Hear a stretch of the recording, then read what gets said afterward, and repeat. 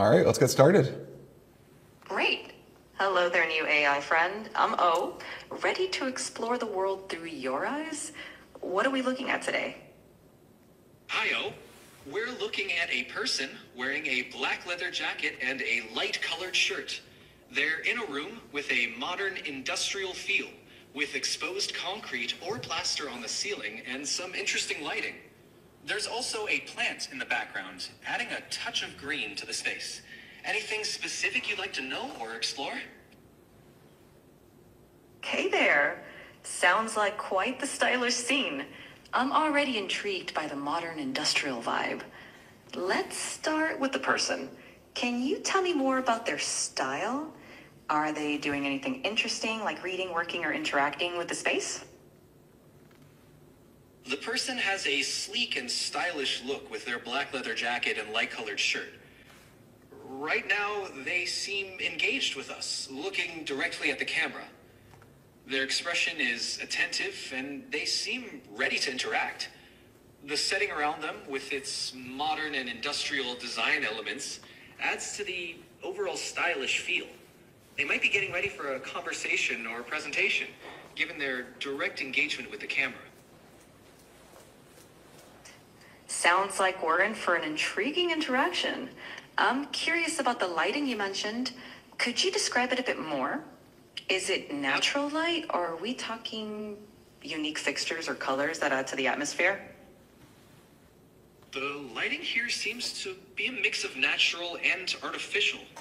There's a noticeable bright light overhead by natural light filtering. Did anything unusual happen recently? Yes, actually.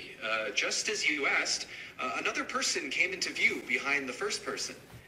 They playfully made bunny ears behind the first person's head and then quickly left the frame. It added a lighthearted and unexpected moment to the scene. And now the focus is back on the original person with the leather jacket.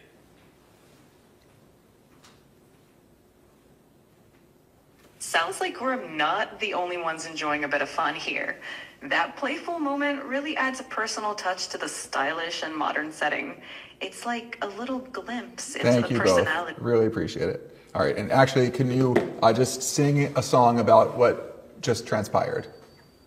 Oh, in a room with a stylish view, a person stood in sleek black and light hue. Engage with us so direct. And can you alternate lines? Person with style and speed, person with style and sleek, with a playful moment right in the midst, in the room. سلام، میتونی فارسی صحبت کنی؟ بله، من میتونم فارسی صحبت کنم. چه کمکی میتوانم بکنم؟ مثلا همینجوری یه سوال رندوم میخوام ازت بپرسم. معروفترین نوع معماری توی کشور اروپایی چه نوع معماریه؟ در اروپا یکی از معروفترین و مهمترین سبک‌های معماری گوتیک است. این سبک معماری در قرون وسطی رایج بود و ویژگی‌های برجسته‌ای مانند قوس‌های نوک تیز، پنجره‌های بزرگ با شیشه‌های رنگی و بارچ‌های بلند دارد. کلیسای ناتردام در پاریس یک نمونه معروف از معماری گوتیک است. البته سبک‌های دیگری. صبر کن. قرون وسطا رو گفتی قرون وسطی. بله، با شماست.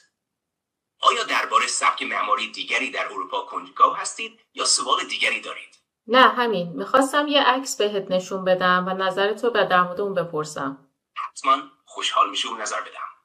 عکس رو بفرستید. خب دیدی جالب بوده، یعنی قشنگ فارسی صحبت میکنه. البته من نمیدونم سیستمش چجوریه، چون کلمات درست میگه ولی تلفظشون رو خیلی درست انجام نمیده. یعنی حالا فقط اون لهجه‌ای که داره، نه اون مثلا قرون وسطا رو میگه قرون وسطی یا سوال رو میگه سوال. ولی خیلی جالبه که قشنگ میتونه صحبت کنه، میفهمه چی میگی و جواب میده و عکسی که بهش میدی کاملا متوجه میشه چیه و در مورد اون جواب میده. حالا من نمیدونم، من عکسو فرستادم دیگه از حالت وایس خارج شد. اون دموهایی که همزمان هم عکس میدن هم وایس میدن نمیدونم چجوری انجام میدن. به نظرت الان تون صدای من چجوریه؟ با توجه به مکالمه‌ای که داشتیم، صدای شما دوستانه و کنجکاو به نظر میرسد. به نظر میآید که علاقه‌مند به معماری و جزئیات تاریخی هستید. دوستانه و چی؟ کنجکاو؟ بله، دوستانه و کنجکاو. آیا شما به معماری علاقه خاصی نه دارید؟ کنجکاو منظوری. نه همینجوری یه سوالی ازت پرسیدم. فهمیدم. خب موضوع دیگری هست که بخواهید درباره‌اش صحبت کنیم یا سوالی دارید؟ تو دوست داری سفر بری؟ سفر کردن واقعا جذاب به نظر میرسد. میشود مکانهای جدید را کشف کرد، فرهنگهای مختلف را تجربه کرد و با آدمهای جدید آشنا شد. میخواستم تست کنم ببینم خودآگاهی داره یا نه، ولی هنوز نداره. حالا برای شما که تا اینجا ویدیو اومدید میخوام یه چیز نشونتون بدم. ببینید علاوه بر این که توی حالا چت جی پی تی اگه پلاس داشته باشید که خب همه این آپشن‌ها دارید، اگه رایگان هم باشید دیگه از چت جی پی تی 4o میتونید استفاده کنید. قبلا اگه کاربر رایگان بودید فقط از 3.5 میتونستید استفاده کنید. الان از 4o میتونید استفاده کنید که سطح هوشش و کاراییش در حد جی پی تی 4 و اجازه فرستادن عکس رو بهتون میده. ویدیو میتونید بفرستید، عکس میتونید بفرستید، وایس میتونید بفرستید و این قابلیتاش خیلی جالبه. حتی تو سایت platform.openai.com playgroundش که برید شما میتونید از یک سری مدل ها راحت به صورت رایگان استفاده کنید. ثبت نام فقط با جیمیلتون باید وارد بشید، هیچ پولی نیست اصلا و میتونید از مدل های مختلفش تست کنید ببینید چطوری میتونید استفاده کنید. خلاصه این هم یه اتفاق جدید و جالب بود با اوپن ای آی و اصلا کلا به سمت عجیب غریبی داره میره، جالبه و قشنگ داره به سمتی میره که یک دستیار کاملا مستقل میتونه براتون باشه و واقعا انقدر سریع داره به سمت اون چیزایی که تو فیلمایی مثل هیر و وست ورلد میدیدیم، سریال وست ورلد، انقدر سریع داره به اون سمت میره که فکر میکنم تا همین 1-2 سال آینده اصلا بعید نیست که توی گوشی های هر کی، توی دستگاه های دیوایس های هر کی یه دستیار شخصی باشه، همه حرفاشو با اون بزنه، سوالاشو با اون بپرسه و واقعا امیدوارم که این باعث انزوای بیشتر آدما نشه.